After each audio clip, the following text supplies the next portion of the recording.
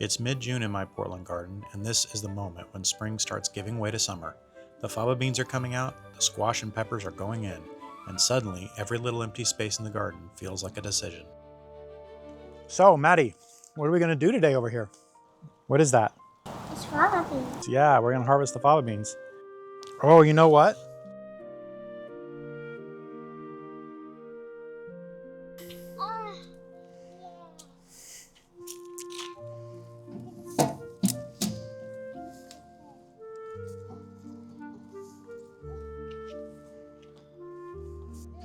So while I'm doing this, I'm gonna pull the rest of the fava bean plants out so we can plant some squashes in here. Do you like squash, Matty? I want a big one. You want to grow a big squash? Here, let me show you how you do the bean.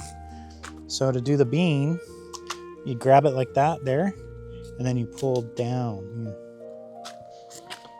I can't. Here, out.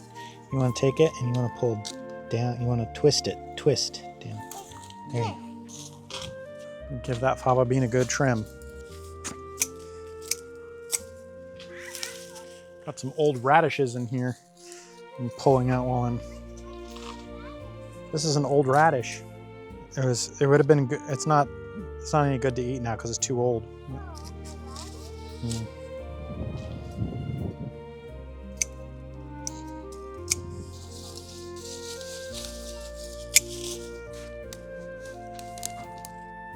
Well, we got the fava beans done here. That's probably, once you shell them, and if you've ever done the fava beans after you shell them, there's like, you have the little beans inside and then the beans have a jacket on top of them. So you shell them, you take that jacket off, and then you cook them. And once you do all that, it is 1 meal's worth of fava beans, depending on how many people you have at the table. If we've got 4 or 5, we'll go through that pretty quickly. If it's not 1 meal, maybe 2 meals, but not a ton, you know, but it is, I didn't have a ton of space to grow them in, but I had a little bit that I could do this annual tradition of getting this kind of first major crop of the year, the fava bean crop. The reality is that as you've been following me, I had other spring crops already, beets and spinach and lettuces and fennel and all that sort of thing. But yeah, the fava beans kind of are one of the things that help kick off summer for me. So there they are. And now that the area is cleared out, now the fava bean area is cleared out, now I gotta figure out what we're gonna do with it. It's like, it's not that much space, but it's space. You know, it's like, do I grow the pumpkins here? Do I grow some other kind of squashes here? Do I put up some stakes and grow 2 or 3 more tomatoes here maybe, you know? So options. This area will get a reasonable amount of sun as the summer progresses. So lots of possibilities there. All right, well, I gotta go water the garden.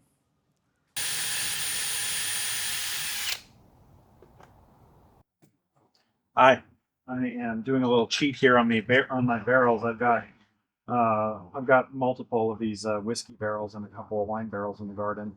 I just like them. They're so useful, right? Like they can be tall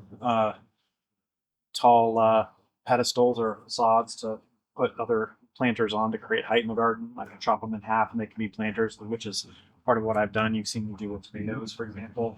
But anyway, one thing that I failed to do that I should have done early on is secure the rings around here. Just a little bit of a cheat for the garden.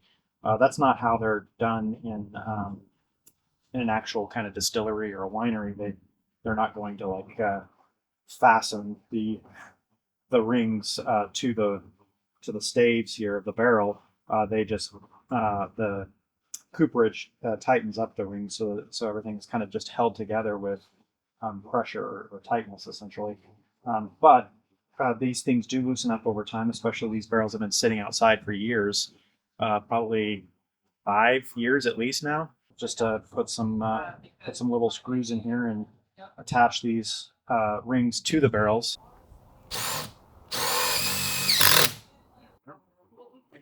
I'm not sure if this is the best type of screw to use, but you know, I have a variety of leftover screws from other projects and things. And so what I happen to have were these lathe screws, yeah, I think they're just exactly the right length because I don't want them to be poking all the way through that stave in case I'm putting my hand down in the barrel for some reason.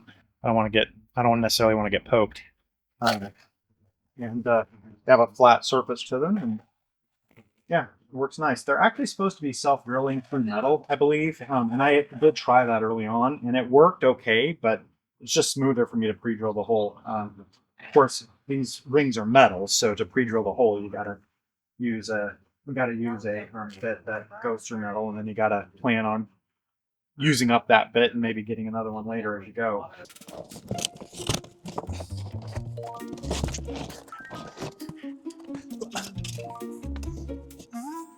There we go. Get that one going down there.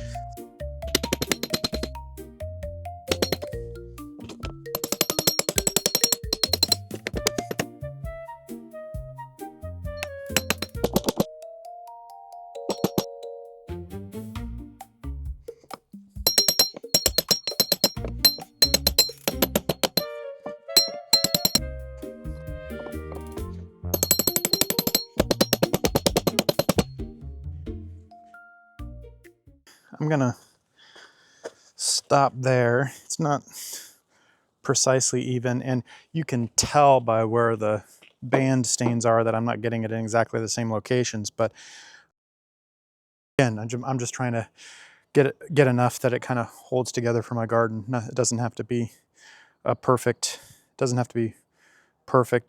the way it would be if I was trying to keep it airtight, or keep it liquid tight, I should say. They're not really airtight.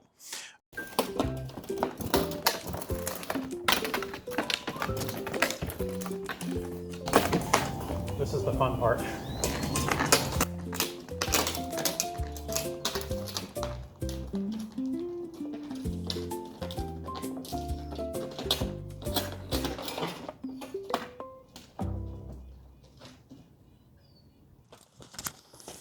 All right, well, this is where if you haven't before, you get to laugh at me. I'm sure you may have already done that before in other ways or for other things. I'm going to try to move this into back there without squashing these plants. These barrels are somewhat heavy, even if they don't have anything in them, but they're not impossible when they're empty. Try moving them when they're full. Man, that's a whole nother story. That's in warehouses, they're doing that with forklifts and things.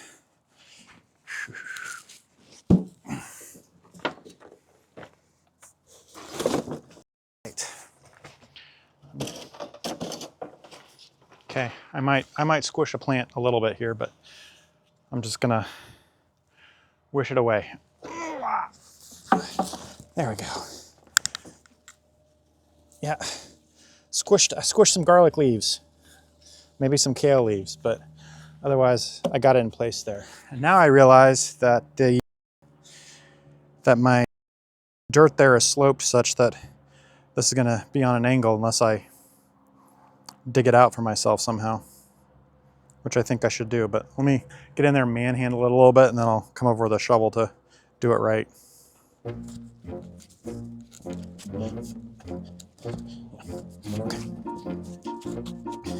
little bit. All right, found my little shovel. Using a little one because got a tight space here.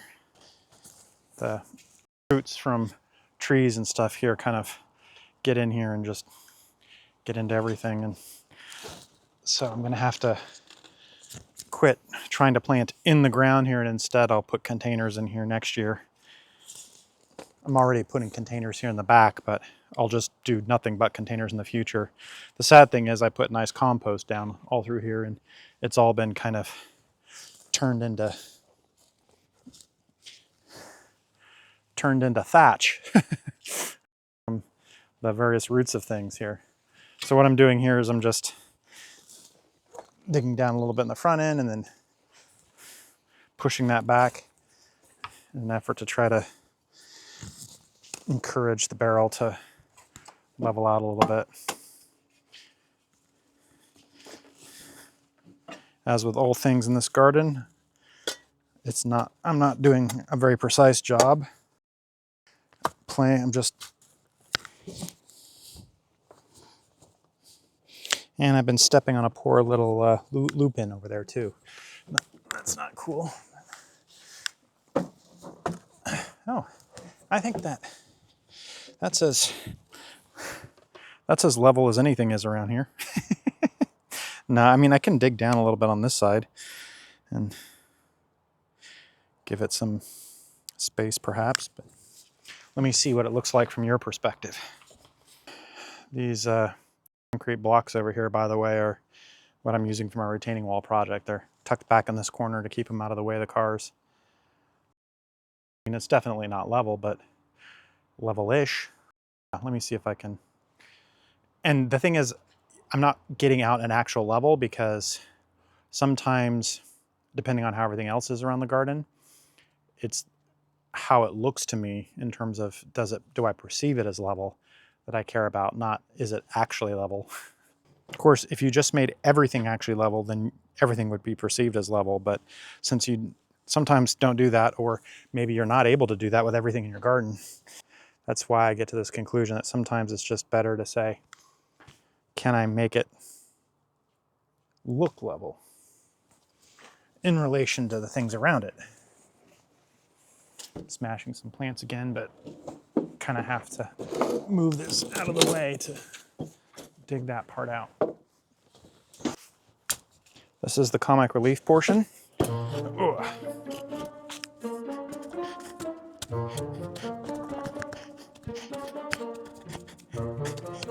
Okay, let's see how that does for me.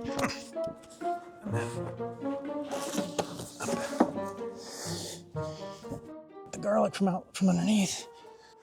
Exactly the amount. That's weird. It's like I dug it down equally such that I kept it uneven on this side. But I might be able to.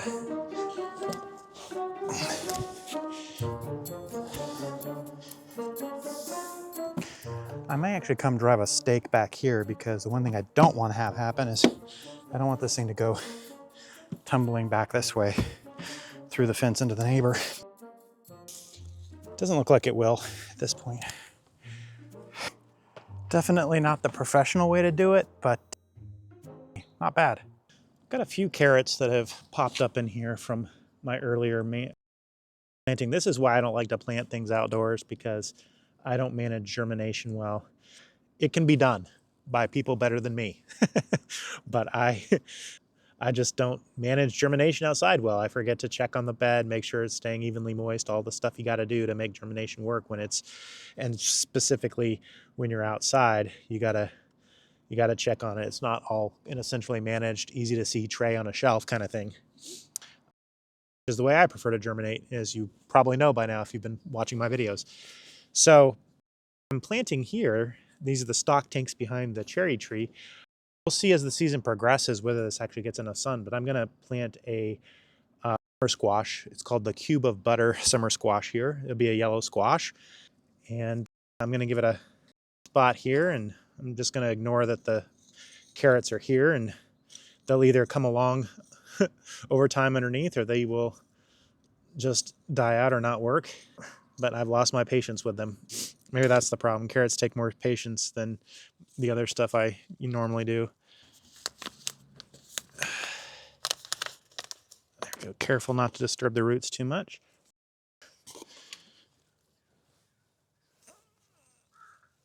There we go. Okay. That's it. That's there.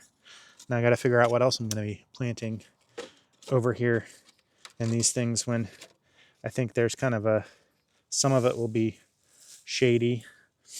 I think the peas are past their prime and maybe going to be ready to go soon, but I don't want to pull them early because I want to get as much out of them as I can. So, yeah, that's my challenge. All right, I'm going to be planting a pepper, a ground cherry, another pepper, and you can't see it, but over here, another pepper.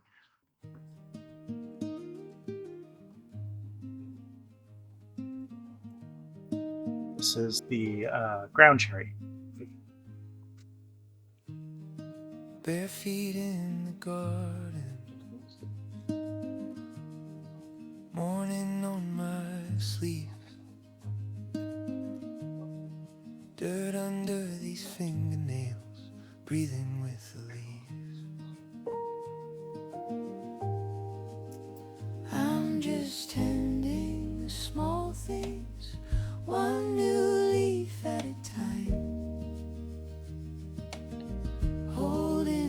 face for the slow change, water, warmth, and the quiet kind of light. Oh, the quiet kind of light. Oh, the quiet kind of light. Talking to the seedlings, whispering their names, trusting all the hidden roots to do their gentle, patient games. I'm just tending the small things. One new I'm gonna go ahead and just water the whole bed because it's gonna get like 80 degrees today. And so it'll welcome the additional water ahead of time here. But in here I had planted a pepper, and then we'll see the one to the right there. Okay, and so then what I just planted here was the pepper right there, and then the ground cherry right there, and then another pepper all the way over here. And I'm just gonna, again, water the whole tank because it's gonna get really hot today anyway, so why not? Well, I have redone this area here, and I have this white pot that I'm gonna put here. I need to put some potting soil in there and then plant it up. I'm trying to think about what I'm gonna put in here. I want something that can give me a little bit of height, so thinking maybe I'll put one of the Nicotiana here, and then get some of the other flowers, maybe put some cosmos in with it, or asters or something like that. So this will not actually have a pepper in it. I was debating I was going to do a pepper, but it's kind of out of the way, not obvious place for me to be grabbing peppers. The other possibility is I actually put a zucchini in here.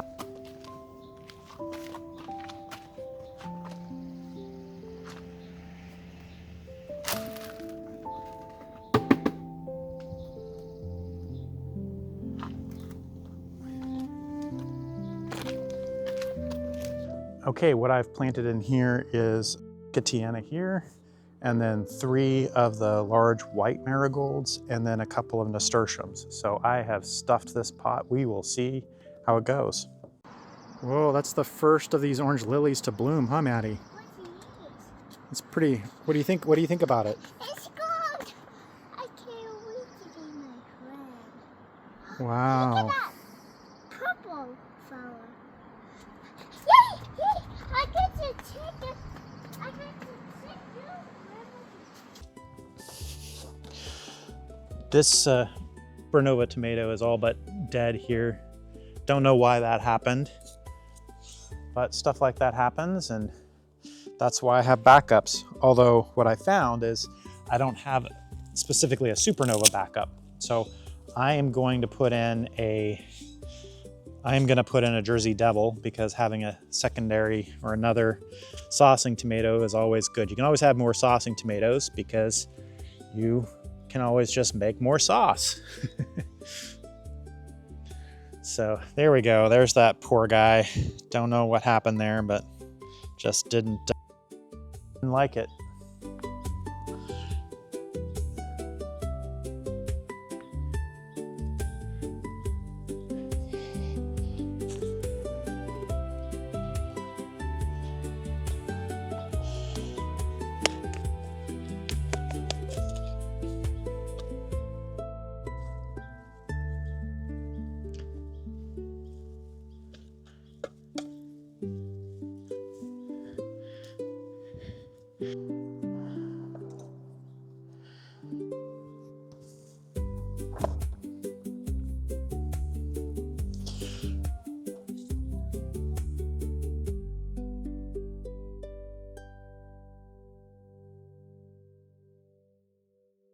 Okay, well, I've got this decorated ice cream bucket. This is a charcoal shade that's been put on it. I like this particular color. I'm hoping to do more like this.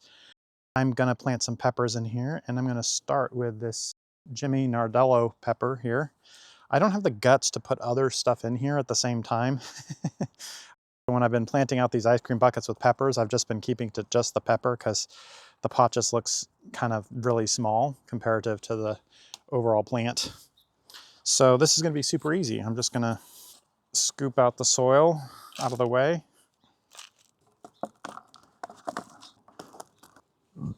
And now, check that guy out.